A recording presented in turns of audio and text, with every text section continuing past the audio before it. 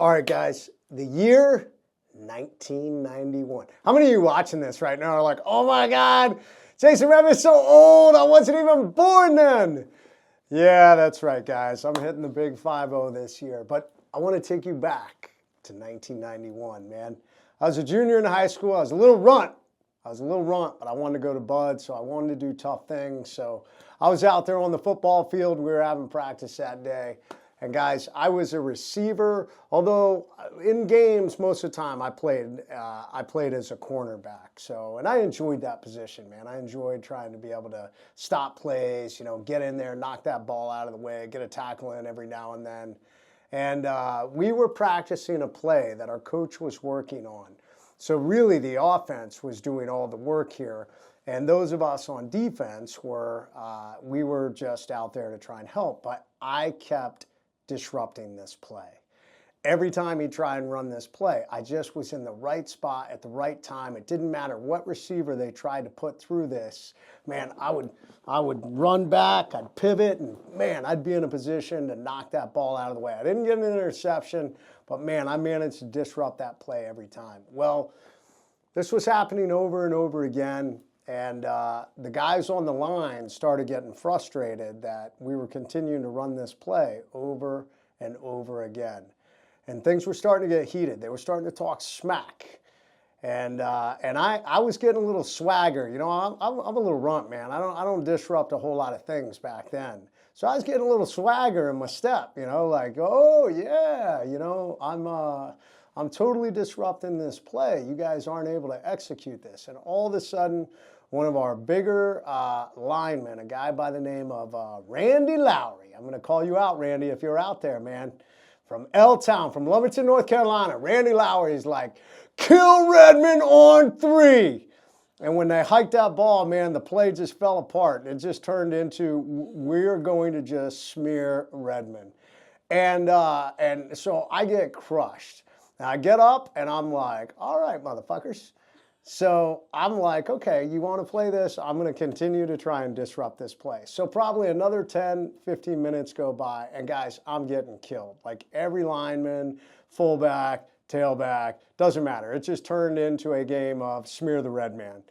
And I keep picking myself up, and I'm like, oh, this inner fire was inside me that was like, you may smash my body, but you will never crush my soul. And I just kept getting up and doing everything in my power to disrupt this play. I might as well have been the only player on defense because I think the other people just stopped and were just kind of watching in fascination as this 5-foot-tall nothing little runt was disrupting an entire high school football team offense. Finally, the coach had had enough, and he was like, Redman, enough, stop. And he took me off the field. He wouldn't let me out there anymore.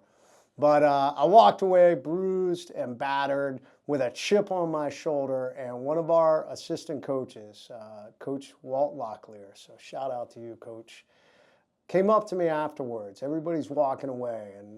And he said, you know what, man?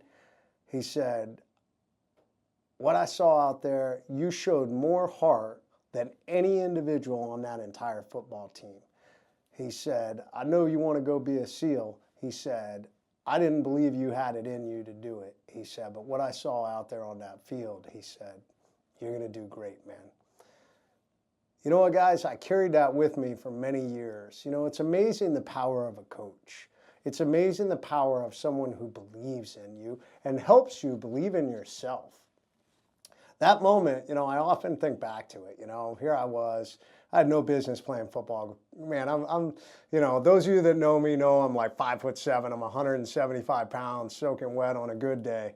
I lack. When I spoke to guys in the NFL, I said the only thing that stopped me from playing in the NFL is I lack the size, the speed, and the skill. Other than that, I definitely could have played. But it was a defining moment for me. In this life, there's so many moments that come along that help shape you and who you are. And a coach is one of these people that can help define that. Why do I tell you all that? Guys, there's so many people in this life who are struggling to figure out who they are, who are struggling to believe in themselves, who want to go in a different direction but don't know how to do it. Guys, one of the greatest gifts I've had is now I am able to coach people. I coach people on speaking. I coach people on running a business. I coach people on how to be the best version of themselves.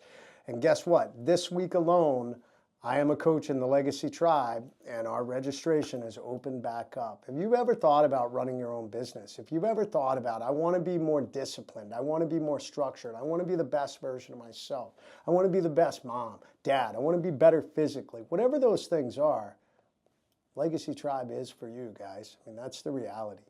You know, so many people will say, oh, I don't need a coach. But you know what? Coaches make a difference. I have coaches in my own life who have helped shape me and make me better. And I tell you what, Coach Walt Locklear left a massive impression on me that enabled me to go become a SEAL and set the path for where I am in my life.